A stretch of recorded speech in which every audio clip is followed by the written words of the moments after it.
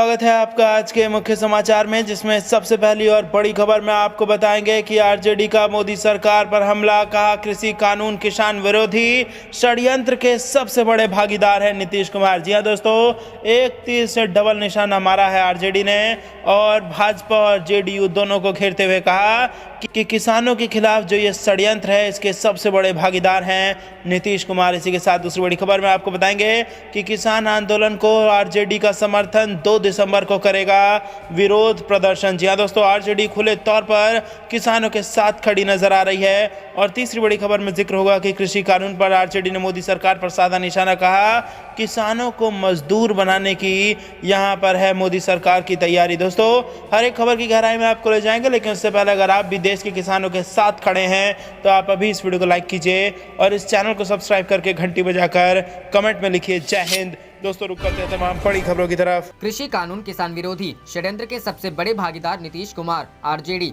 जी हां दोस्तों, कृषि कानून के खिलाफ चल रहे आंदोलन को आरजेडी ने समर्थन का ऐलान किया है। आरजेडी ने कहा किसान विरोधी काले कानून के खिलाफ 2 दिसंबर को प्रस्तावित राष्ट्रव्यापी प्रतिरोध दिवस पर आरजेडी द्वारा सक्रिय भागीदारी का निर्णय लिया गया है। पार्टी के प्रदेश प्रवक्ता चितरंजन गगन ने बताया कि पार्टी के प्रदेश अध्यक्ष जगदानंद सिंह ने किसान विरोधी काले कानून के खिलाफ किसानों के आंदोलन को सक्रिय समर्थन देते हुए पार्टी पदाधिकारियों, कार्यकर्ताओं और समर्थकों से 2 दिसंबर को आहूत राष्ट्रव्यापी प्रतिरोध दिवस को ऐतिहासिक रूप से सफल बनाने की अपील की है। गगन ने कृषि कानून को किसान विरोधी बताते हुए कहा कि राष्ट्रीय जनता दल इस कानून का विरोध करती है और इसके विरोध में 2 दिसंबर को राज्य भर में प्रदर्शन कर कृषि कानून को वापस लेने और सरकार द्वारा न्यूनतम समर्थन मूल्य की गारंटी देने की मांग करेगी। उन्होंने बिहार सरकार को किसान और गरीब विरोधी बताते हुए कहा कि किसान विरोधी इस षड्यंत्र के सबसे बड़े भागीदार और काले कानून बनाने के सहयोगी नीतीश कुमार हैं। बिहार में 2006 में ही एपीएमसी बंद कर दिया गया था, जिसका परिणाम यह हुआ कि बिहार सरकार के कुल खाद्यान्न खरीद के लक्ष्य का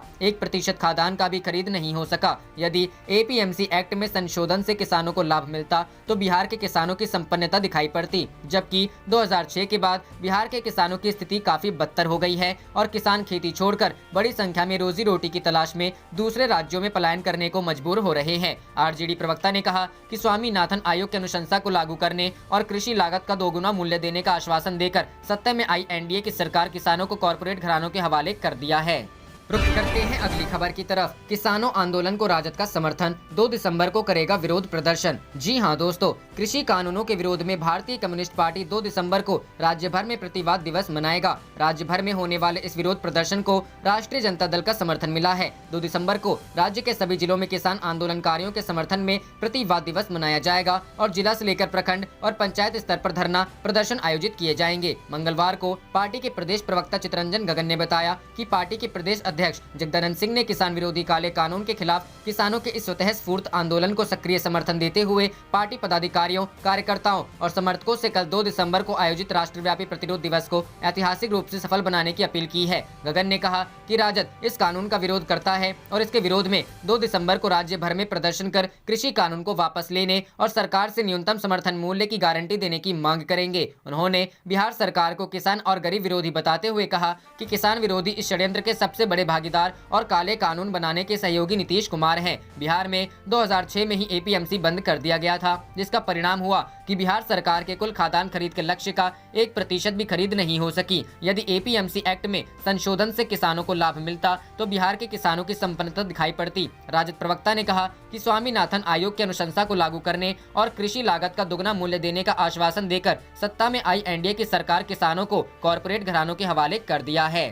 रुख करते हैं अगली खबर की तरफ। कृषि कानून पर आरजेडी ने मोदी सरकार पर साधा निशाना, कहा किसानों को मजदूर बनाने की तैयारी। जी हां दोस्तों, बिहार के मुख्यमंत्री नीतीश कुमार ने कृषि कानून का समर्थन करते हुए कहा कि इसका अकारण विरोध हो रहा है। उन्होंने ये भी कहा जो भ्रम इस कानून से जोड़कर फैलाया जा रहा है उसे बातचीत के जरिए दूर किया जा सकता है। बीजेपी और जेडीयू ने नीतीश कुमार के बयान का समर्थन किया है। बीजेपी प्रवक्ता प्रेम रंजन पटेल ने कहा बिहार के किसान कृषि कानून के साथ हैं। बिहार में कृषि रोड मैप बनाकर काम हो रहा है। किसानों की आय दोगुनी करने का लक्ष्य है। वहीं जेडीयू नेता और पूर्व मंत्री नीरज कुमार का मानना है कि कृषि कानून बाजार से बिचौलियों को खत्म कर देगा, सीधे खेत से मंडी तक अनाज पहुंचेगा और किसानों को उसकी कमाई का वाजिब हक भी मिलेगा। हालांकि आरजेडी ने कृषि कानून से जुड़े प्रावधानों पर ही सवाल खड़े कर दिए हैं। पार्टी नेता और बिहार विधान परिषद के सदस्य सुबोध राय ने कहा, इस बिल का विरोध क्यों नहीं होना चाहिए। जिस तरह से रेल और एयरपोर्ट एक एक करके निजी हाथों में दिए गए, उसी तरह से खेत भी निजी हाथ में सौंप दिए जाएंगे। किसानों को मजदूर बनाने की तैयारी हो रही है। राय ने कहा कि इस कानून में असीमित भंडारण की आजादी दी गई है। ये असीमित भंडारण कुछ पूंजीपति करेंगे और फिर मार्केट में मनमानी वसूली करेंगे। एमएसपी खत्म नहीं होगा, इसकी लिखित गारंटी दे मोदी सरकार। दरअसल कृषि कानून को मोदी सरकार ने ऐतिहासिक बता रही है, लेकिन इस कानून का किसान विरोध कर रहे हैं। हालांकि बिहार के मुख्यमंत्री नीतीश कुमार ने इस कानून का समर्थन करके केंद्र को बड़ा संदेश जरूर दिया है। रुख करते हैं अगली खबर की तरफ। फार्मर प्रोटेस्ट, केंद्रीय मंत्री कटारिया के बिगड़े बोल, कहा काले झंडे ही दिखाने थे तो कहीं और मर लेते। जी हां दोस्तों, हरियाणा के अंबाला में रेलवे अंडरब्रिज का शिलान्यास करने पहुंचे केंद्रीय राज्य मंत्री रतन लाल कटारिया ने किसानों को लेकर विवादित बयान दिया है। किसानों के विरोध में गुस्साए कटारिया ने कहा कि अगर किसानों को विरोध नहीं करना था, काले झंडे ही दिखाने थे तो वे कहीं और मर लेते। दरअसल कटारिया के अंबाला पहुँचने पर किसान संगठन के लोगों ने काले झंडे दिखाकर विरोध जताया। इस दौरान मोदी सरकार और कटारिया के खिलाफ किसानों ने जमकर नारेबाजी की। कटारिया ने कहा कि उनके अंबाला में 7 से 8 कार्यक्रम हैं। ऐसे में अगर किसानों को उनका विरोध ही करना था तो कहीं और मर लेते। मैं भगवान से हाथ जोड़कर प्रार्थना करता हूं कि इन काले झंडे दिखाने वालों को सद्बुद्धि दे। वहीं विरोध करने आए किसानों ने कहा कि कृषि कानूनों को वापस करवाकर ही वे दम लेंगे। कटारिया 5 साल में नजर नहीं आए और आज जब नजर आए तो किसान ने काले झंडे से उनका स्वागत किया। किसानों ने प्रदर्शनकारी किसानों पर दर्ज किए गए मुकदमों का भी विरोध जताया। उधर किसानों के आंदोलन को लेकर हरियाणा के कृषि मंत्री जेपी दलाल ने भी बड़ा बयान दिया है। जेपी दलाल ने कहा कि कुछ विदेशी ताकतों को पीएम मोदी का चेहरा पसंद नहीं है, इसलिए ये विदेशी ताकतें किसानों को आगे कर बाधा डाल रही है। उन्होंने कहा कि नीति निर्धारण सड़क पर नहीं, संसद में जनप्रतिनिधि करते हैं। विरोध की बजाय कृषि कानूनों के परिणाम के लिए किसान 2 से 3 महीने इंतजार करें। बिना परिणाम के विरोध करना जायज नहीं है। रुख करते हैं अगली खबर की तरफ। कृषि कानूनों पर बैठक रही बेनतीजा, किसान बोले जारी रहेगा प्रदर्शन। जी हां दोस्तों, केंद्र सरकार के 3 नए कृषि कानूनों को लेकर दिल्ली के विज्ञान भवन में सरकार और किसान संगठनों के बीच चली बैठक मंगलवार शाम को खत्म हो गई। हालांकि बैठक में कोई भी नतीजा नहीं निकल सका है और फिर से 3 दिसंबर को बातचीत होगी। वहीं केंद्र सरकार के कृषि कानूनों के खिलाफ पंजाब और हरियाणा से आए हजारों किसानों का पिछले 5 दिनों से हल्ला बोल जारी है। देश की राजधानी दिल्ली की सीमा पर हजारों किसान पिछले 5 दिनों से धरना पर डटे हैं और आज उनके प्रदर्शन का छठा दिन है। केंद्रीय कृषि कानूनों के खिलाफ उनका यह धरना सोमवार को 5वें दिन में प्रवेश कर गया। इन कानूनों के बारे में किसानों को आशंका है कि इससे न्यूनतम समर्थन मूल्य समाप्त हो जाएगा। किसानों के प्रदर्शन की वजह से सिंघू और टिकरी बॉर्डर बंद है। वहीं गाजीपुर बॉर्डर पर ठोस बैरिकेडिंग की गई। बैठक में हिस्सा लेने वाले किसानों में से एक चंदा सिंह ने कहा कि हमारा आंदोलन कृषि कानूनों के खिलाफ जारी रहेगा। हम सरकार से जरूर कुछ वापस लेकर रहेंगे। हम फिर से सरकार से बातचीत करने के लिए वापस आएंगे। रुख करते हैं अगली खबर की तरफ। बाबा रामदेव का बड़ा बयान, बोले केंद्र सरकार से चूक हुई, किसानों को कानून की जानकारी देनी होगी। जी हां दोस्तों, कृषि कानून को लेकर केंद्र सरकार और किसानों के बीच चली 3.5 घंटे की बैठक बेनतीजा रही। उससे पहले ही योग गुरु बाबा रामदेव ने कृषि कानून को लेकर कहा कि केंद्र सरकार से चूक हुई है। ऐसे में सभी किसानों को सरकार को तीनों कानूनों के बारे में जानकारी देनी होगी। किसान आंदोलन पर बोलते हुए बाबा रामदेव साफ कहा कि सरकार को कृषि बिलों को लागू करने से पहले सभी किसानों के लिए जागरूक अभियान चलाना चाहिए था। घर घर कार्यकर्ता और मंत्री जाते और कृषि बिलों के बारे में बताते ताकि किसान इसे ठीक से समझ पाते। लेकिन कहीं न कहीं सरकार से भी चूक हुई है। लेकिन पहले सरकार को देश भर में जागरूकता अभियान चलाना चाहिए था। वहीं दूसरी तरफ बैठक के बाद किसान प्रतिनिधि मंडल के सदस्य चंदा सिंह ने कहा कि कृषि कानूनों के खिलाफ हमारा आंदोलन जारी रहेगा और हम निश्चित रूप से सरकार से इन बिलों को वापस लेने की मांग करते रहेंगे। ये एक शांतिपूर्ण समाधान होगा। हम उनके साथ अधिक चर्चा के लिए फिर से आएंगे। इससे पहले केंद्रीय कृषि मंत्री नरेंद्र सिंह तोमर ने कहा कि बैठक अच्छी रही और हमने तय किया है कि वार्ता 3 दिसंबर को फिर से की जाएगी। हम चाहते थे कि एक छोटा समूह गठित किया जाए, लेकिन किसान नेता चाहते थे कि बातचीत सभी के साथ हो। हमें इससे कोई समस्या नहीं है। रुख करते हैं अगली खबर की तरफ। क्या टूट जाएगा महागठबंधन, जेडीयू में भी होगी फूट। जाने बिहार की सियासत में किस बात की है बहस। जी हां दोस्तों, पूर्व केंद्रीय मंत्री रामविलास पासवान के निधन से खाली हुई राज्यसभा सीट पर हो रहे उपचुनाव को लेकर जहां एक तरफ कयासों का बाजार गर्म है तो दूसरी तरफ बिहार का सियासी तापमान भी चढ़ा हुआ है। एनडीए की तरफ से पूर्व डिप्टी सीएम व भाजपा नेता सुशील कुमार मोदी को उम्मीदवार बनाए जाने के बाद सीटों के समीकरण को देखते हुए उनकी जीत भी एक तरह से तय मानी जा रही है। अब महागठबंधन और एनडीए के बीच इस बात को लेकर तकरार बढ़ गई है कि आखिर विपक्ष की ओर से उम्मीदवार उतारने की तैयारी क्यों की जा रही है। रुख करते हैं अगली खबर की तरफ। बिहार चुनाव में हार के बाद एक्शन मोड में आरजेडी इन 3 बड़े नेताओं को पार्टी विरोधी गतिविधि के लिए किया सस्पेंड। जी हां दोस्तों, बिहार विधानसभा चुनाव में हार के बाद अब आरजेडी एक्शन में आ गई है। खबरों के मुताबिक आरजेडी ने पार्टी विरोधी काम करने के आरोप में 3 नेताओं को सस्पेंड कर दिया है। इन 3 नेताओं पर आरोप यह लगा कि पार्टी के आधिकारिक उम्मीदवार को हराने में उनकी भूमिका रही है। आरजेडी के प्रदेश अध्यक्ष जगदानंद सिंह के निर्देश अनुसार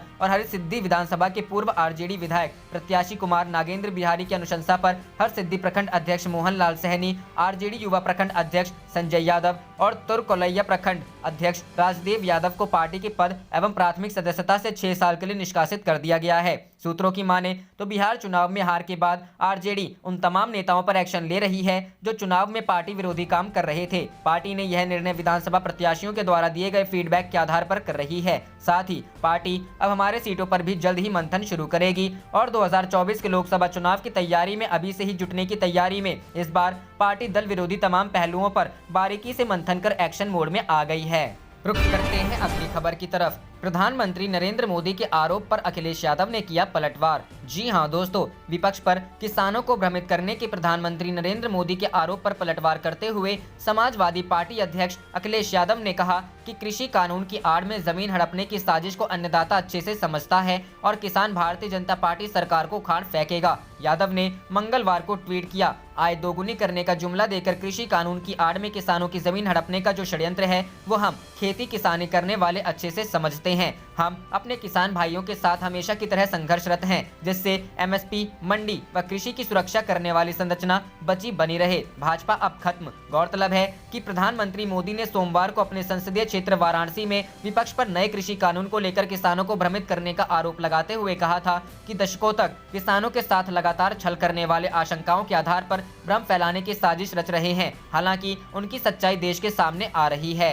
रुख करते हैं अगली खबर की तरफ। माना जा रहा है कि इस बैठक में किसानों के मुद्दे पर मंथन किया गया। बता दें कि कृषि सचिव संजय अग्रवाल ने 32 किसान यूनियनों के प्रतिनिधियों को पत्र लिखकर 1 दिसंबर को चर्चा के लिए आमंत्रित किया है। अग्रवाल ने जिन संगठनों को पत्र लिखा है उनमें क्रांतिकारी किसान यूनियन, जमुहारी किसान सभा, भारतीय किसान सभा, कुल हिंद किसान सभा और पंजाब किसान यूनियन शामिल हैं। रुख करते हैं अगली खबर की तरफ। शिवराज सिंधिया में नहीं बन पाई बात, मोदी दरबार में पहुंचा मामला, होगा अंतिम फैसला। जी हां दोस्तों, मध्य प्रदेश में होने वाले मंत्रिमंडल विस्तार और निगम मंडलों में अपने समर्थकों को नियुक्ति दिलाने को लेकर ज्योतिरादित्य सिंधिया लगातार मुख्यमंत्री शिवराज सिंह पर दबाव डाल रहे हैं। सोमवार को मुख्यमंत्री निवास पर हुई दोनों की मुलाकात में कोई अंतिम फैसला नहीं हो पाया। अब मामला प्रधानमंत्री मोदी के पास पहुंच गया है, जहां पर इस बारे में कोई अंतिम फैसला लिया जाएगा। शिवराज सिंह और सिंधिया दोनों लोग सोमवार शाम को एक साथ दिल्ली पहुंचे। यहां पर शिवराज सिंह मंगलवार को प्रधानमंत्री मोदी से मुलाकात करेंगे। इसमें वे सिंधिया की ओर से की जा रही मांग के बारे में बताएंगे। राज्य में मंत्रिमंडल विस्तार और निगम मंडलों में नियुक्तियों को लेकर राज्य संगठन की बात भी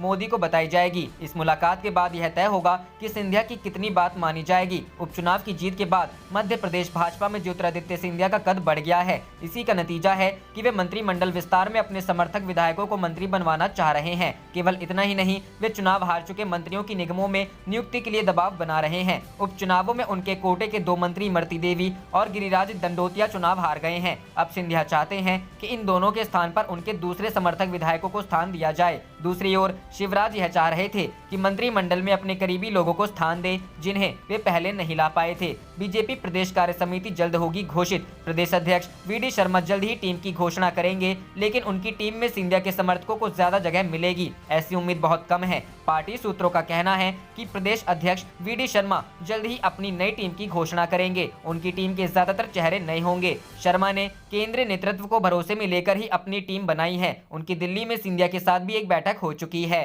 रुख करते हैं अगली खबर की तरफ। हरियाणा में बीजेपी सांसदों ने माना किसानों को कृषि कानूनों के लाभ समझाने में पिछड़ी केंद्र सरकार। जी हां दोस्तों, किसानों और केंद्र सरकार के मध्य कृषि कानून को लेकर गतिरोध जारी है। पंजाब, हरियाणा, राजस्थान और पश्चिमी उत्तर प्रदेश के किसान दिल्ली की सीमाओं पर डटे हैं। हरियाणा के कई बीजेपी सांसदों ने किसान प्रदर्शनकारियों को अन्नदाता बताया और कहा कि किसानों पर बल प्रयोग करना पूरी तरह से अस्वीकार्य और गलत है। इंडियन एक्सप्रेस की खबर के मुताबिक हरियाणा से लोकसभा के 10 बीजेपी सांसदों ने केंद्र द्वारा लाए गए 3 कृषि बिलों का समर्थन किया। वहीं दूसरी ओर कुछ सांसदों ने इसमें गड़बड़ी होने की भी बात कही। बीजेपी सांसदों ने इसको लेकर विपक्ष पर, खासकर कांग्रेस पर निशाना साधा और कहा कि कांग्रेस किसानों को भड़काने का काम कर रही है। हालांकि उन्होंने यह भी स्वीकारा कि बीजेपी किसानों को कृषि कानून के लाभों के विषय में आश्वस्त करने में असफल सिद्ध हुई है। वहीं हरियाणा के मुख्यमंत्री मनोहर लाल खट्टर ने किसान आंदोलन को लेकर अपनी प्रतिक्रिया में कहा, विरोध प्रदर्शन के लिए पंजाब जिम्मेदार है, हरियाणा के किसान दिल्ली चलो आंदोलन का हिस्सा नहीं है। खट्टर ने कहा, हरियाणा के किसान इस विरोध प्रदर्शन से दूर है और पंजाब के किसान विरोध प्रदर्शन कर रहे हैं। पहले किसान फिर राजनीतिक पार्टियां। खट्टर द्वारा प्रदर्शन में कांग्रेस कार्यकर्ता और पंजाब के किसानों के शामिल होने की बात कहे जाने पर भिवानी महेंद्रगढ़ के बीजेपी सांसद धर्मवीर सिंह ने कहा, एक किसान सिर्फ एक किसान है, उसका किसी भी राजनीतिक पार्टी से जुड़ाव या संबंध नहीं है। खट्टर द्वारा ये कहे जाना कि वो हमारे किसान नहीं है, पूरी तरह से गलत है। उन्होंने कहा, पहले किसान हैं, फिर राजनीतिक पार्टियां हैं, क्योंकि किसान हमारे अन्नदाता हैं। धर्मवीर सिंह ने कहा कि उन्हें भरोसा है कि 4 दिसंबर को सभी पार्टियों के साथ होने वाली मीटिंग में प्रधानमंत्री नरेंद्र मोदी कोई हल ढूंढ लेंगे। उन्होंने खट्टर पर निशाना साधते हुए कहा कि किसी भी नेता को ऐसी उल्टी सीधी बातें नहीं कहनी चाहिए। किसान हमारे हैं और हम उनके हैं। हरियाणा में विपक्ष के नेता भूपेंद्र सिंह हुड्डा ने मुख्यमंत्री मनोहर लाल पर राज्य के किसानों का अपमान करने का आरोप लगाया। उन्होंने कहा, हरियाणा और पंजाब के किसान इस आंदोलन में कंधे से कंधा मिलाकर खड़े हैं। उन्हें उत्तर प्रदेश, राजस्थान और अन्य राज्यों के किसानों का भी समर्थन मिल रहा है। उन्हें नजरअंदाज करना उन लोगों का अपमान है जो कड़ी मेहनत कर रहे हैं। रुख करते हैं अगली खबर की तरफ। पश्चिम बंगाल माजिरहाट ब्रिज उद्घाटन के साथ चुनाव अभियान शुरू करेंगी सीएम ममता, केंद्र पर बोलेंगी हमला। जी हां दोस्तों, बीजेपी महासचिव और प्रदेश बीजेपी के केंद्रीय प्रभारी कैलाश विजयवर्गीय ने माजिरहाट ब्रिज को खोलने के लिए आंदोलन किया था, जहां पुलिस ने प्रदर्शनकारियों पर लाठियां बरसाई थी। ममता बनर्जी अब उसी माजिरहाट ब्रिज का 3 दिसंबर को उद्घाटन करेंगी। उद्घाटन के साथ ही ममता बनर्जी अपना तूफानी चुनावी जनसंपर्क अभियान की भी शुरुआत करेंगी। मालूम हो कि बीजेपी भी पश्चिम बंगाल में अपनी गतिविधियां तेज कर दी है और ममता के बागी मंत्री शुभेंदु अधिकारी ने मंत्री पद से इस्तीफे के बाद ममता सरकार पर हमला तेज कर दिया है। नबान से मिली जानकारी के अनुसार ममता बनर्जी माजिरहाट ब्रिज के उद्घाटन के साथ ही मां, माटी, मानुष सरकार के कार्यकाल की कल्याणकारी और विकास के कार्यों को जनता के समक्ष रखेंगी और बीजेपी और केंद्र सरकार की नीतियों के खिलाफ हमला बोलेंगी। ममता बनर्जी 4 दिसंबर को विभिन्न जिलों के टीएमसी जिला पदाधिकारियों के साथ वीडियो कॉन्फ्रेंसिंग के माध्यम से बैठक करेंगे। बता दें, ममता बनर्जी विशेष रूप मालदा, मुर्शिदाबाद, बीरभूम, पश्चिम मेदिनीपुर और पूर्व मेदिनीपुर के पदाधिकारियों के साथ बैठक करेंगी, क्योंकि यही वो जिले हैं जिनमें बागी मंत्री शुभेंदु अधिकारी का प्रभाव माना जाता रहा है। आप देख रहे थे आपका अपना चैनल जय हिंद, जय भारत।